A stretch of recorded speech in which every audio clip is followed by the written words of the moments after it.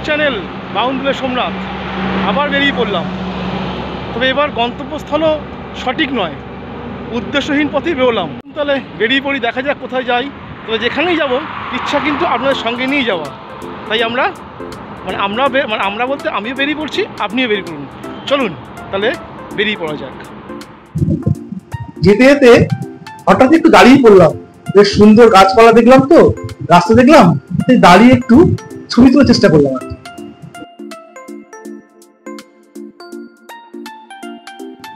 এটা হচ্ছে ডানকুনির হাউজিং মোড় থেকে একটু এগিয়ে এসছি।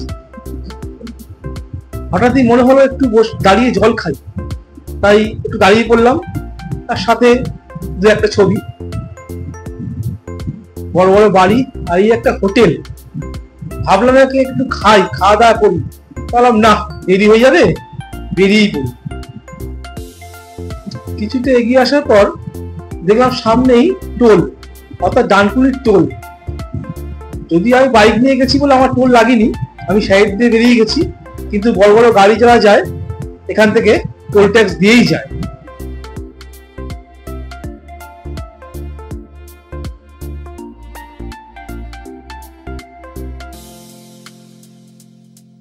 রাস্তায় যেতে যেতে আবার একটু দাঁড়িয়ে পড়লাম, দেখলাম কি লেখা আছে বোর্ডে। দেখতে পাচ্ছি বর্ধমান এখান থেকে ৭৬ কিলোমিটার, আর সিঙ্গুর সামনেই ১৫ কিলোমিটার, আর দুর্গাপুর ১৪৪ কিলোমিটার। আমি সেই জায়গায় দাঁড়িয়ে আছি, আবার এগোবো।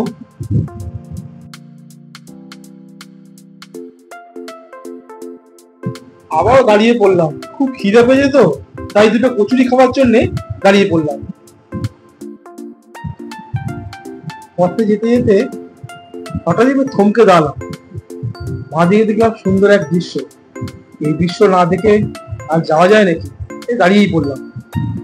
ওই দূরে একটি বিল, আর সবুজে ভরা,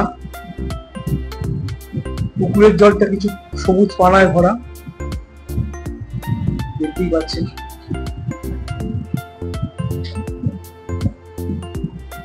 তাই মন ভরে দেখতে লাগলাম।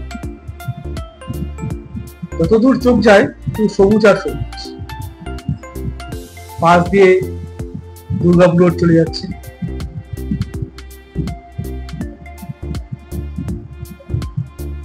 এই সুন্দর দৃশ্য যেন মনে হচ্ছে দাঁড়িয়ে দাঁড়িয়ে দেখি, আর যেতেই ইচ্ছা করছে না, কিন্তু যেতে তো হবেই। সুন্দর ফুরফুরে হাওয়া বইছে।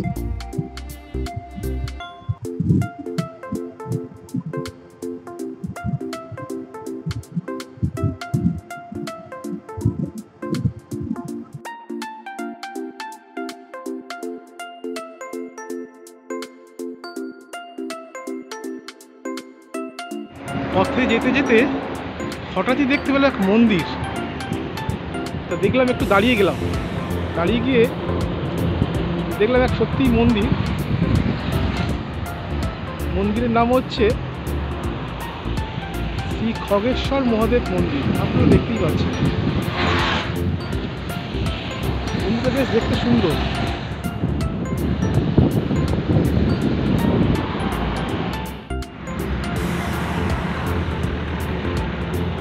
এই মন্দিরে ঢুকছি আর কি। এই মন্দিরের পাশেই ছোট্ট বিলটা দেখতে পেলাম, পদ্ম পাতা ভেসে রয়েছে।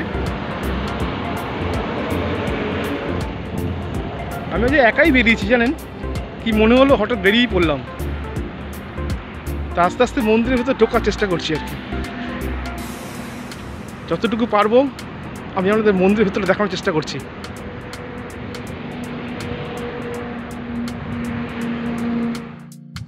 এই খগেশ্বর মহাদেবের মন্দিরটি হলো একটু হিন্দু মন্দির, যা তাদের দেবতা খগেশ্বরের উদ্দেশ্যে উৎসর্গীকৃত। এটি হুগলির পাঁচঘড়ায় অবস্থিত। মন্দিরটি তার ধর্মীয় ঐতিহ্য ও স্থানীয় বিশ্বাসগুলির জন্য পরিচিত। তবে আমি যখন ঢুকেছিলাম মন্দিরটি প্রায় বন্ধই ছিল। দুপুরবেলা তো মন্দিরটি বন্ধ ছিল। যতটা পরে আমি দেখানোর চেষ্টা করছি, আপনারাও দেখুন।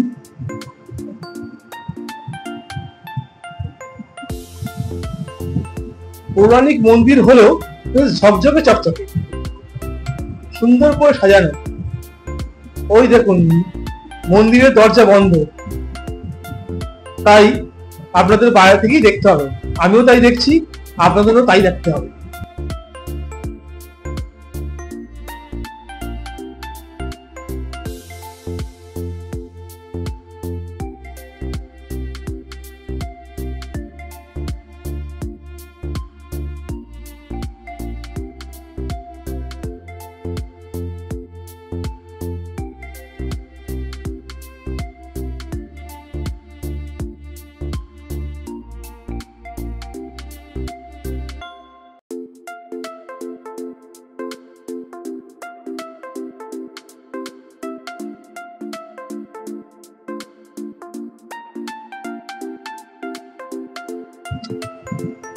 আমরা একটু দাঁড়িয়ে পড়লাম, দেখলাম সামনে বোর্ড যেখানে সিঙ্গুর এখান থেকে 7 কিলোমিটার, মানে সিঙ্গুরের বেশ কাছাকাছি চলেই এসেছি।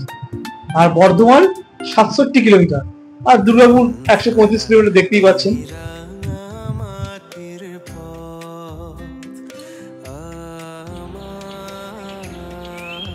সিঙ্গুরের ছোট্ট একটি গ্রাম দেখতেই পাচ্ছেন, ওই দূরে মাটির বাড়ি।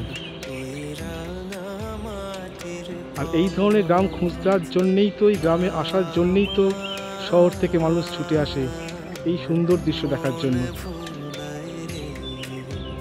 দেখুন চারিদিকে সবুজ আর সবুজ।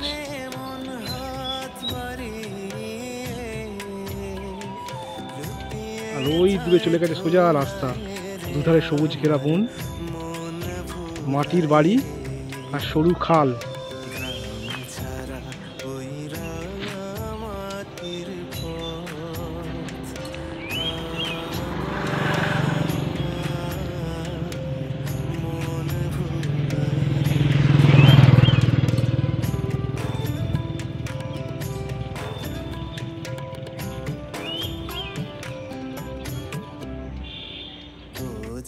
গ্রামের সুন্দর পথ, মানে মেঠো পথ যাকে বলে,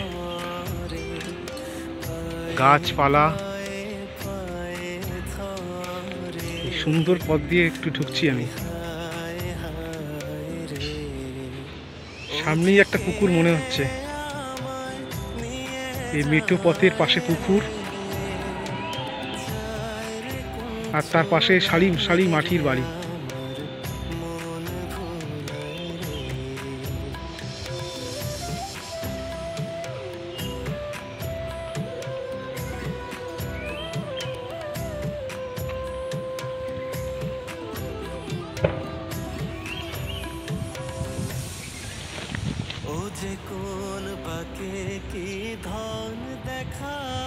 গ্রামটিতে প্রকৃতি যেন তার রূপ ঢেলে দিয়েছে। গ্রামটি যেন এক মনোরম ছবি, যেখানে সবুজ ঘেরা মাঠ, স্বচ্ছ নদীর জল আর পুরানো স্থাপত্যের ছোঁয়া। গ্রামটিতে শান্তি আর প্রকৃতির এক অনবদ্য মেলবন্ধন, যা সত্যি মনকে মুগ্ধ করে।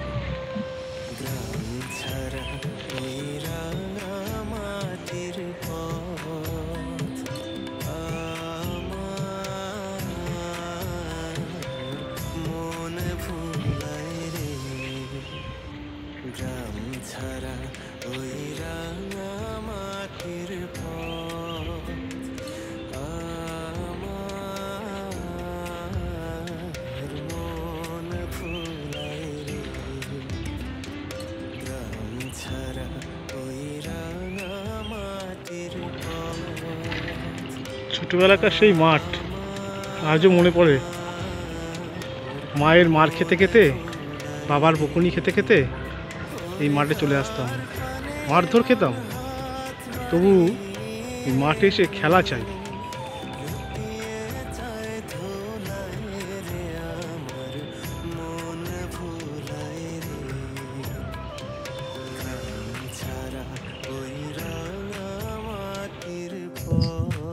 গ্রামটি যেন এক মনোমুগ্ধকর ছবি, নদীর পাশে সবুজ মাঠ আর গাছপালা যেন গ্রামটিকে আরো সুন্দর করে তুলেছে। গ্রামের মানুষদের সাথে কথা বলে দেখলাম, জানেন, তারা খুব ভালো আছে এবং খুব হাসি খুশি। দিনের বেলা সোনালি রোদ আর রাতের বেলা ঝলমল, গ্রামের পথে হাঁটতে হাঁটতে হঠাৎ চোখে পড়লো এক সুন্দর লাল রঙের ফুল। কি সুন্দর লাগছে দেখুন গাছের মধ্যে। আমিও না থেমে পারলাম না, দাঁড়িয়ে পড়লাম ছবি তুলতে। গ্রামের মানুষজন বিভিন্ন ধরনের কাজ করে জানেন, তারা কেউ চাষ করে, কেউ মাছ ধরে, কেউ হস্তশিল্প করে, সবাই কিছু না কিছু ব্যস্ত।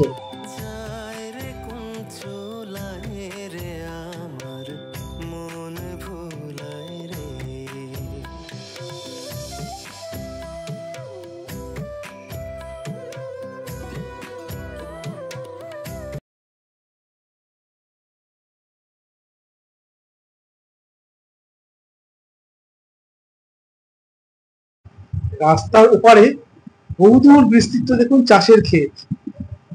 কৃষকরা রোদ বৃষ্টি ঝড়ে চাষবাস করে কি সুন্দর ফসল ফলিয়েছে। আপনার সঙ্গে বেরিয়েছিলাম অনেকক্ষণ, আজ প্রায় শেষ প্রান্তে পৌঁছালাম। আমার ভিডিওটা আপনাদের কেমন লাগলো অবশ্যই জানাবেন। সাবস্ক্রাইব করবেন, কমেন্ট করবেন, লাইক করবেন এবং শেয়ার করতে ভুলবেন না।